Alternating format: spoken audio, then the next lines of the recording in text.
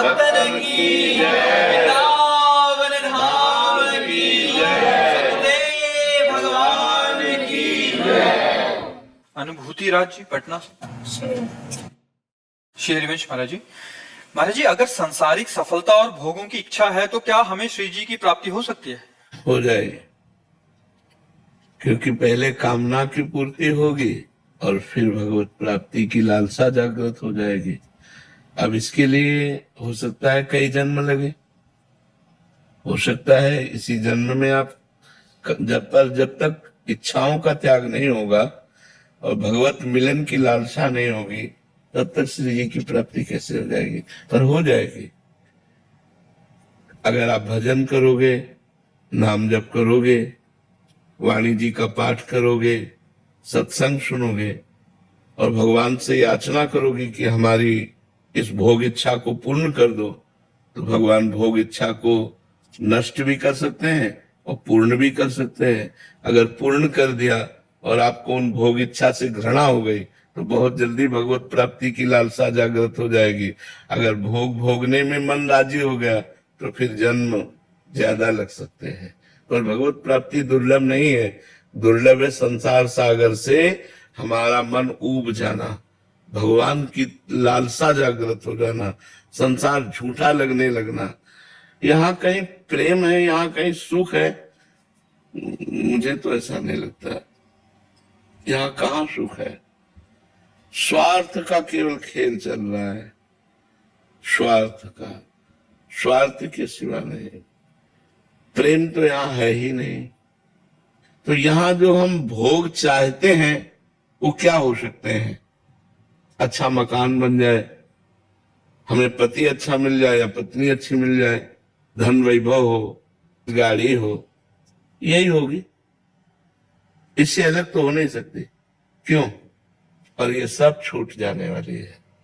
अगर अभी आपका शरीर छूट जाता है तो सब छूट गया, फिर हमारा मांगना किस काम में रहा? हमें मांगना भी नहीं आता, मांगते हैं तो नाशवान वस्तुएं मांगते हैं। और यदि हम कहीं श्री जी की मांग कर ले तो ये सब अपने आप मिल जाएगा और श्री जी मिल जाएंगी। अगर हम श्री जी की चाहत करें, जैसे पारसमणि है, उसको स्पर्श करा दो लोहे में तो सोना बना देती है। अब एक तरफ 5 किलो सोना रखा हो और एक तरफ छोटी सी पारसमणि रखी हो और आपसे कहा जाए आप क्या लोगे, तो आप क्या लोगे? पारसमणि। 5 किलो सोना नहीं लेंगे, क्योंकि आपको पता है कि 5 किलो क्या, मैं 50 किलो, 500 किलो, 5000 किलो बना सकता हूं, क्योंकि ये पारसमणि है। ऐसे ही संसार के भोग हैं क्षुद्र, थोड़े से अल्प सुख देने वाले, और सुख समुद्र है भगवान। एक तरफ भगवान है और एक तरफ भोग सामग्री है, तो हमें किसको चयन करना चाहिए? भगवान को। भगवान के मिल जाने पर सब कुछ मिल जाएगा। जैसे हम भगवान से कुछ मांगते नहीं है, कभी भी तुम्हारी गरज हो महलों में रखो, चाहे झोपड़ी में बास दो, तो वो इतने बड़े हैं, इतने महान हैं, इतने सुख दाता हैं कि देखो उनका वैभव, देखो उनका सुख दान, देखो अन मांगे आगे आवे गो, जीव पल लागे पल को। बिना मांगे वो दे रहे हैं जो मांगने से नहीं मिलेगा। अगर हम भगवान से प्यार करें और भगवान का नाम जप करें और कुछ ना मांगे तो वो इतना दे देंगे कि हम डूब जाएंगे, हम आनंद में डूब जाएंगे। जैसे एक गरीब आदमी को कहो, बोलो आप क्या चाहोगे, गरीब आदमी जितना तुम आज जो मांगोगे दे देंगे। तो उसकी जो बौद्धिक धरा है वो बस इतना ही सोच पाएगी कि अगर 1 साल का जानवरों का चारा मिल जाए और 1 साल का मुझे भोजन मिल जाए, वो इतनी सोच रखता है, इसके आगे की वो नहीं कह पाएगा, क्योंकि उसकी सोच इतनी है। ऐसे ही भगवान के सामने अगर हम मांग करते हैं तो क्या मांग सकते हैं? एक बढ़िया मकान दे दो, थोड़ा सा ये दे दो, थोड़ा सा ये दे दो। तो वो ऐसा हुआ जैसे चक्रवर्ती सम्राट के कहने पर हम उससे मांगा भैंस के लिए भूसा, अपने लिए अन्न और 1-2 लाख रुपया। अरे वो नगर का नगर दे सकता था, वो पूरी जिंदगी का निर्वाह कर सकता था। तो हमें मांगना भी नहीं आता, तो हमें चाहिए कि हम श्री जी का भजन करें, श्री जी का नाम जप करें और श्री जी इसके ऊपर छोड़ दें कि आपको जैसे चलाना हो चलो, मैं वैसी में राजी रहूंगी जिसमें आप राजी हैं। जोई जोई प्यारो करे सोई मोहि भावे। आप जैसे चलाओगे मैं फिर तो माला माल कर देंगे। अब उस सम्राट से जैसे मान लो गरीब आदमी कह दे सरकार हम क्या मांगे, आप जो दे दोगे। अब उसकी जो सोच है वो लाख दे ही नहीं सकता, वो अपनी सोच से देगा। जैसे एक गरीब आदमी किसी अपने रिश्तेदार को कितना रुपया दे देगा, 10 रुपया, 100 रुपया, 50 रुपया, 1000 रुपया, इसके आगे वो नहीं बढ़ सकता।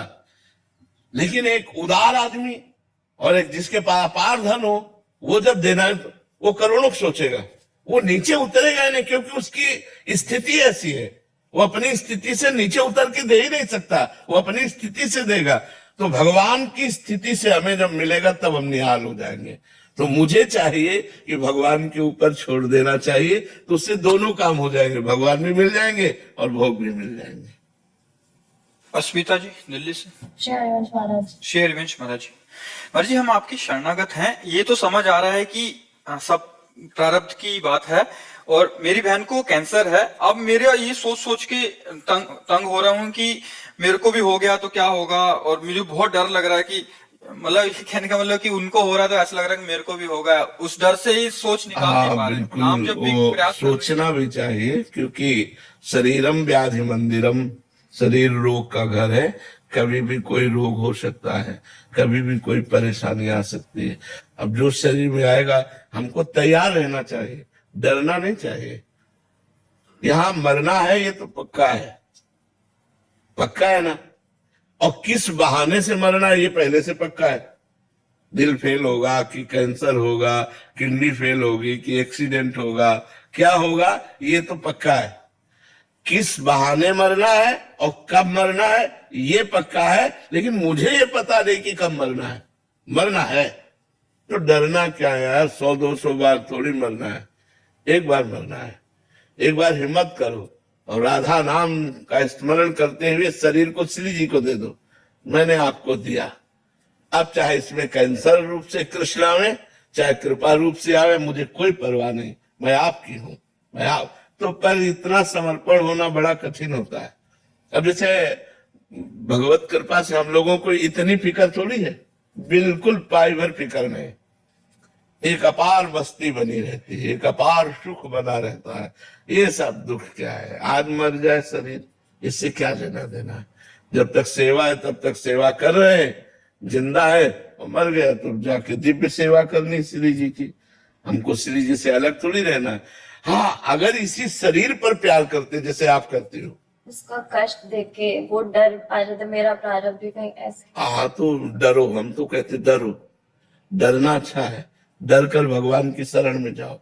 जो सभी तावा शरणाई रखियो ताई प्राण की नहीं। भगवान कहते हैं यदि भयभीत होकर मेरी शरण में आ जाओ तो मैं तुम्हारी रक्षा कर लूंगा। भगवान सब कुछ काट सकते हैं, प्रारब्ध भी काट सकते हैं। अगर वो प्रारब्ध देंगे तो उतना बल दे देंगे।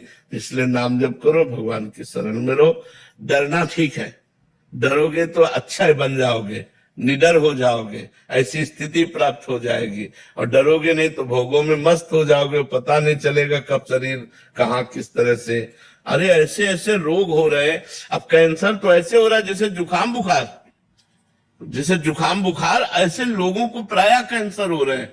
जवान जवान लोगों को कैंसर हो रहा है, माता बहनों को कैंसर हो रहा है। ये बड़ा भयानक और बड़ा कष्टप्रद रोग है, बड़ा कष्टप्रद रोग है। ये कोई मतलब पूर्व प्रारब्ध होते हैं तभी। अब कलयुग में तो ये सब बाहुल्यता ही रहेगी। इसलिए खूब नाम जप करो और भगवान के आश्रित रहो। अर्जुन पांडे जी उज्जैन से।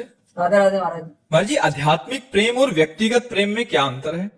व्यक्तिगत प्रेम स्वार्थ को लेकर होता है, देह को लेकर होता है।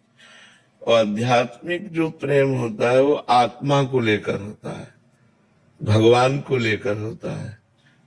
स्वार्थ और परमार्थ में बड़ा अंतर है। स्वार्थ विनाशी है, जहां प्रेम हो ही नहीं सकता है। यहाँ संसार में कोई प्रेम थोड़ी करता है, राग करता है, मोह करता है, आसक्ति करता है, कामाशक्ति। मोहाशक्ति, रागाशक्ति, प्रेम नहीं होता। पर जब कहते हैं तो हम उसको इस भाषा में कहते हैं कि जो सांसारिक प्रेम है वो देह को लेकर होता है, स्वार्थ को लेकर होता है, वस्तु, व्यक्ति, स्थान, इसको लेकर होता है। और जो परमार्थिक प्रेम है वो आत्मा को लेकर होता है, वो भगवान को लेकर होता है। इसलिए वास्तविक प्रेम शब्द तो आत्म प्रेम ही है, भगवत प्रेम ही है। ये राग और कामना और आसक्ति और मोह के नाम से कहा गया है, जिसे आप सांसारिक प्रेम कहते हैं। हिंदू सिंह जी, महाराज जी आपके चरणों में कोटि कोटि प्रणाम। महाराज जी, इष्टाकार वृत्ति करने के लाभ विधि जानकर क्या मैं चल सकता हूँ? क्यों नहीं चल सकते? चलने में क्या परेशानी है? आए ही वो भगवान की प्राप्ति के लिए, मानव जन्म ही मिला है, तुम्हारे अंदर पूरी सामग्री है जिससे भगवत प्राप्ति कर सकते हो। आपका जन्म ही भगवत प्राप्ति के लिए हुआ है। अब आप उसे भूल जाओ और भोगों में अपना समय नष्ट करो, वो आपकी कमी है। नहीं तो भोगों को धर्म पूर्वक भगवत अर्पित करके भोगते हुए और भगवान का स्मरण करते हुए, सत्कर्म करते हुए हम भगवत प्राप्ति के लिए आए हैं। हम भगवत प्राप्ति करेंगे। कोई नशा मत करो, पापाचरण मत करो, गंदी बात न देखो, न सुनो, न बोलो, और नाम जप करो। अब इष्टाकार वृत्ति होने लगेगी। ठीक है? योगेश कुमारी जी, राधे राधे महाराज जी। महाराज जी, आत्मा, परमात्मा और गुरु में कौन सर्वोच्च है? एक ही बात है। जो आत्मा है वही परमात्मा है, जो परमात्मा है वही गुरु है। गुरु साक्षात परब्रह्म, तस्मै श्री गुरुवे नमः।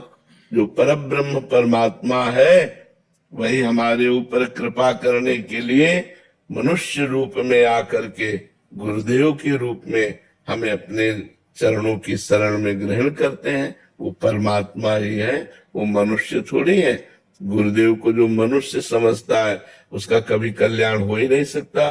जो अपने गुरुदेव को गुरुर ब्रह्मा, गुरुर विष्णु, गुरुर्देव महेश्वरा, गुरु साक्षात परब्रह्म, तस्मै श्री गुरुवे नमः।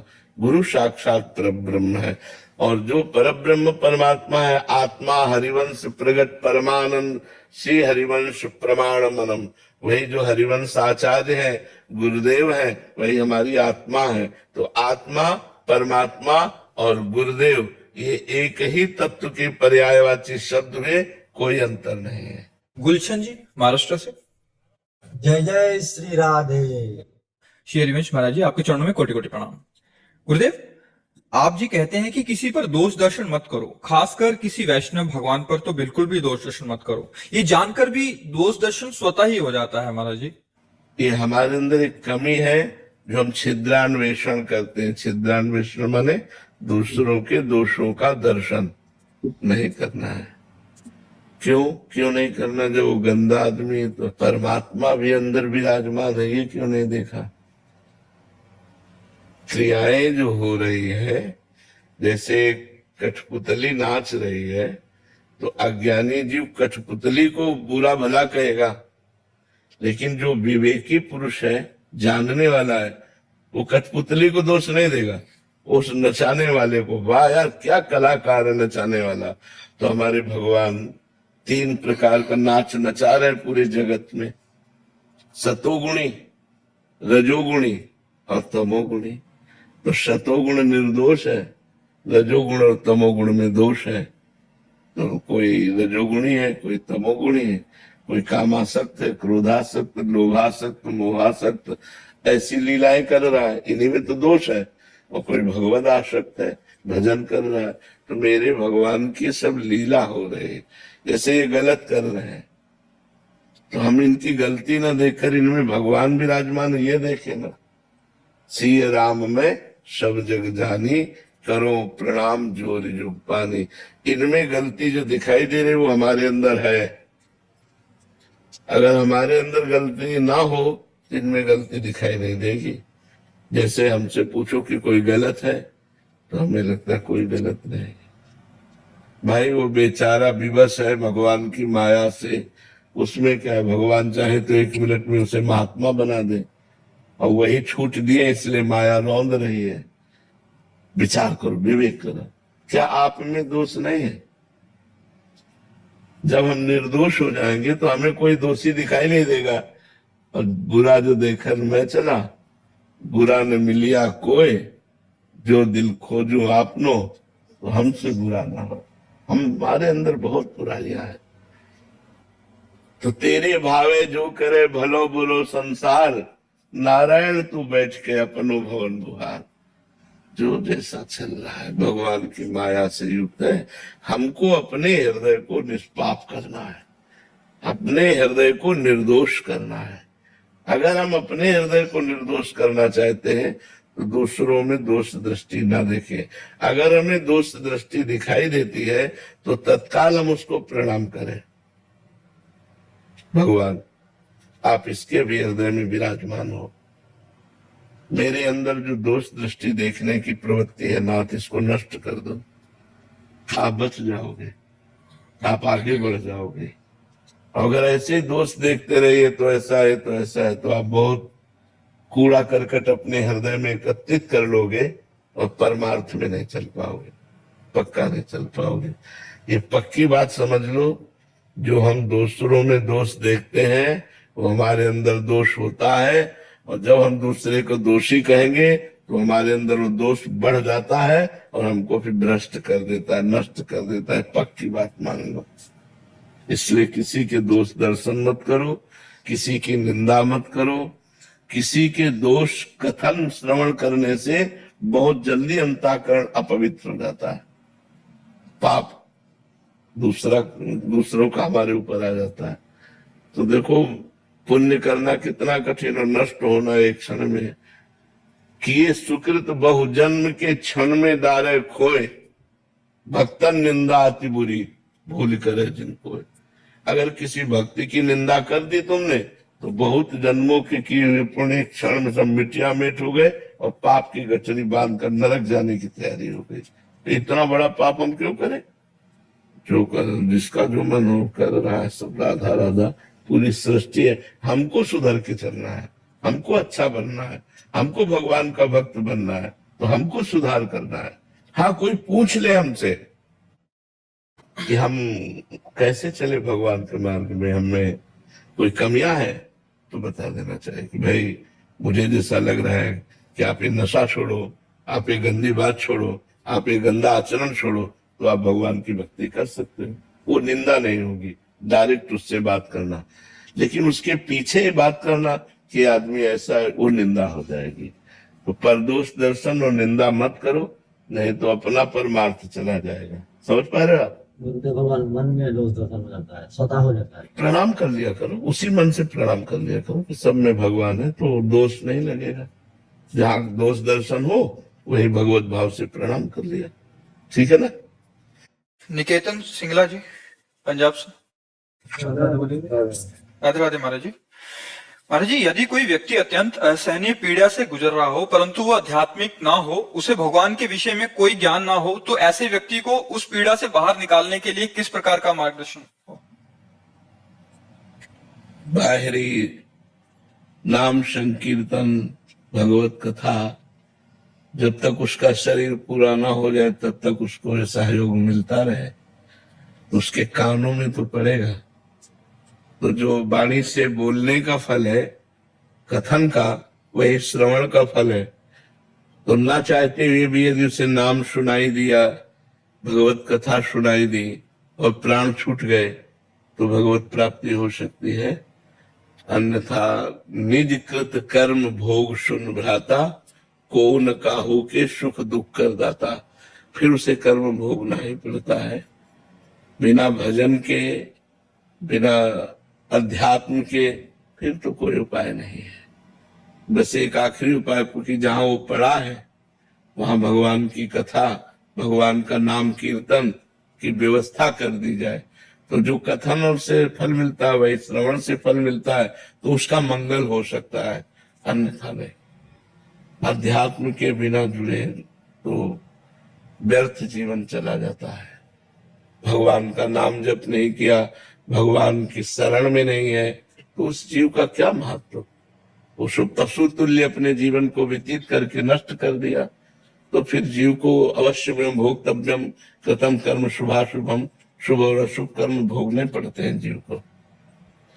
एक ही उपाय है कि मरणासन स्थिति में यदि ऐसा कोई व्यक्ति पड़ा हो तो उसके पास नाम कीर्तन की व्यवस्था कर दे, भगवान की कथा कीर्तन, श्रीमद् भागवत का पाठ, भगवत गीता जी का पाठ, ऐसे महान जो धर्ममय ग्रंथ है, इनके पाठ के श्रवण से उसका कल्याण हो सकता है, अन्यथा और कोई उपाय नहीं। जी राम नरेश जी धौलपुर से। शेरविंश महाराज जी हमने अपनी तरफ से बहुत प्रयास कर लिया, सब तरह से हार गए। मेरा मन मोबाइल में सत्संग का बहाना लेकर प्रपंच देखने लग जाता है और घंटों खराब कर देता हूँ। उसे ऐसा नहीं है, यदि नियम रखोगे तो, नियम रख लोगे तो ऐसा नहीं होता है। अब हमने जिंदगी में मोबाइल नहीं रखा, हमें आवश्यकता ही नहीं। तो जैसे मोबाइल रखते हो, आप इतना अपने पे कंट्रोल रखो कि मुझे एकांतिक देखना है, मुझे सत्संग सुनना है, मुझे अपनी बात देखनी, इसके बाद बंद कर देना है। अब ये थोड़ी कि उसमें कह दो, ऐसे नहीं, अंगुली बढ़ाते मत चले जाओ। आप वही चैप्टर खोलो, इतना पढ़े लिखे हो बस उतना ही देखो, उसके बाद स्विच ऑफ कर दो, रख दो, आप उसको मत देखो, नहीं तो घंटों समय व्यर्थ कर देगा। महाराज जी आप तो बचपन से वैराग्य मार्ग पे रहे हैं, तो आपने तो कभी चलाया नहीं है। तो महाराज जी जो इनको आनंद आ रहा है तो वो तो फिर यही ले रहे हैं महाराज जी, फिर हाँ भाई, घंटों निकल जाते हैं महाराज जी, पता नहीं चलता, जैसे एक समाधि में हो। अच्छा जी महाराज जी ऐसे लिखा है उसमें। हाँ, नहीं रोको, गलत समय को रोको। महाराज जी जैसे हम तो गृहस्थी में, आप ऐसे बहुत से काम होते हैं, जैसे यहाँ आना है तो टिकट मोबाइल से बुक करनी है, सब्जी लेने जानी है तो मोबाइल से। हाँ, तो उसमें थोड़ी आपको परेशानी पड़ी, परेशानी तो आपको झील देखने में पड़ रही है। ऐसे फिर ऐसे मन ऐसे नहीं, मतलब ऐसे आपने बताया था मन सत से सत में फंसाता है, तो पहले से सत्संगी का थोड़ा सत्संग देख लो, महाराज जी का आया है ठीक है, फिर देख लिया, फिर उसके नीचे तो पूरा प्रपंच ही प्रपंच, ऐसे एक वीडियो देख ली उसके नीचे लाइन लग जाए। हाँ हाँ, लाइन तो बनी ही हुई है, तो उस लाइन पे न चल के एक काउंटर रखो, तुरंत राधा राधा लाइन में लाओ, मोड़ लो राधा राधा राधा राधा। फिर ऐसे दिमाग खराब हो जाता, फिर 2 दिन स्विच ऑफ कर देते, फिर थोड़ा सा बहाना हो जाएगा। दूसरा मोबाइल ले लिया कि इसमें सत्संग सुनूंगा, इसको बंद कर दूंगा, तो थोड़ी सी नहीं, हिम्मत रखो, थोड़ा संयम में लाओ, ऐसा सब ठीक हो जाएगा। संयम में लाओ और नाम जप करो, सब ठीक हो जाएगा। राधे राधे महाराज जी, यदि किसी व्यक्ति को अपनी कमजोरियां मालूम हो लेकिन वो उन्हें छोड़ नहीं पा रहा हो और कई बार परिस्थितियां ऐसी बन गई हो कि वो सही मार्ग पर टिक ही ना पा रहा हो, तो क्या करे महाराज जी? भगवान से प्रार्थना करो और नाम जप करो। आगे चलकर ऐसी बुरी स्थिति दे दी जाएगी कि होश ठिकाने हो जाएंगे आपके। अभी समय ठीक है, पुण्य चल रहा है, तो मनमानी आचरण करने के लिए मन विवश कर देता है, लेकिन जब कर्म फल आता है ना, तो सिर्फ त्राहिमाम निकलता है और भोगना पड़ता है ना। अगर पाप कर्म बन जाता है तो उसका प्रायश्चित कर लो, कहीं वो पाप कर्म संचित में जमा ना हो जाए, कहीं संचित से प्रारब्ध न बन जाए। अगर प्रारब्ध बन गया तो फिर काटना मुश्किल, फिर भोगना ही पड़ेगा। जैसे ये प्रारब्ध बन गया तो माँ के गर्भ से ही इस रोग का सृजन हो गया, पॉलिसिस्ट किडनी, ये वंशानुगत किडनी रोग होता है। माता पिता में जो रोग होता है वो पुत्र में भी आ जाता है। तो 30-35 की अवस्था में प्रकाशित हो गया और तब से लेकर अभी तक ये तो भगवान की शरण में है, इसलिए चल रहा है। तो हमें लगता है मनमानी मत करो, डरो, पाप कर्म से डरो, मन को डराओ कि अगर ऐसा पाप कर्म करोगे, कैंसर हो गया तो, किडनी फेल हो गई तो, नाना प्रकार के रोग हैं, कोई रोग हो गया तो डराओ मन को, गलती मत करो। नहीं, वो गलती जब दंड रूप बन करके आएगी तब नहीं मिटा सकते, फिर भोगना पड़ेगा, अवश्य भोगना पड़ेगा। इसलिए हमें लगता है अभी मनमानी मत करो।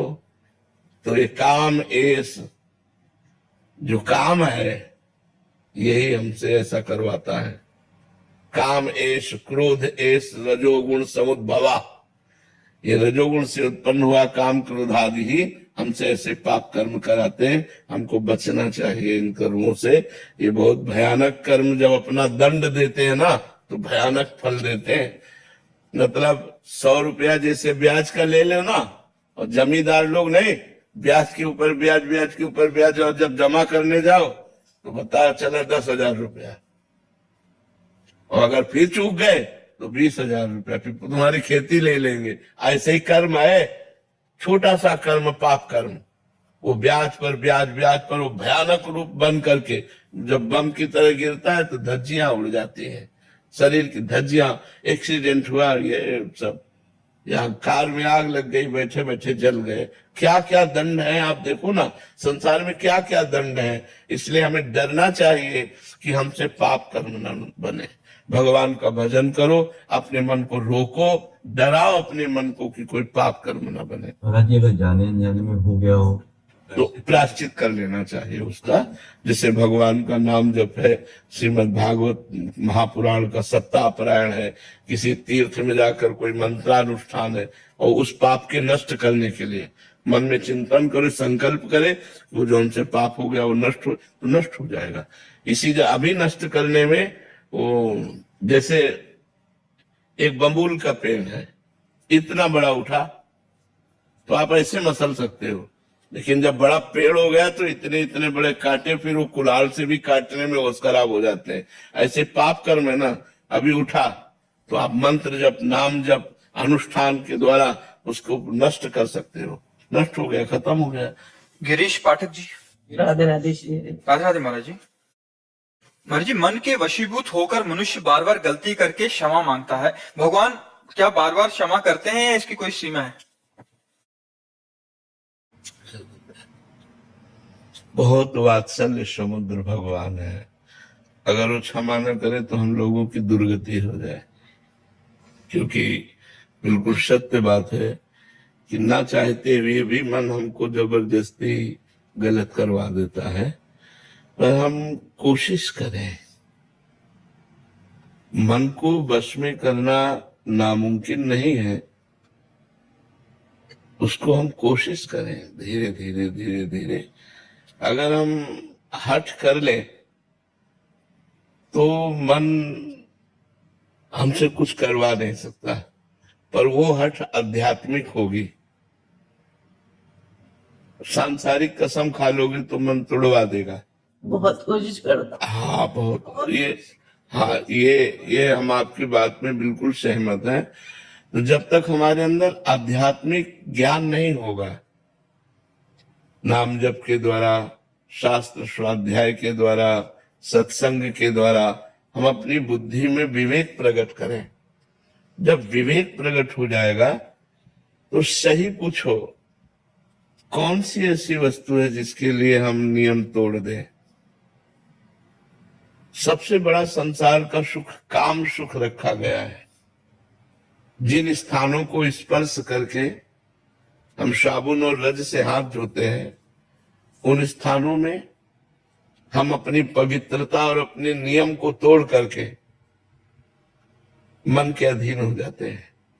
ये आप तो गृहस्थ में हो, हम भगवत मार्ग के पथिकों की भी बात करते हैं कि जो साधक सावधान नहीं रहते, उनको ये मन घसीट करके इन्हीं गंदी बातों में डाल देता है।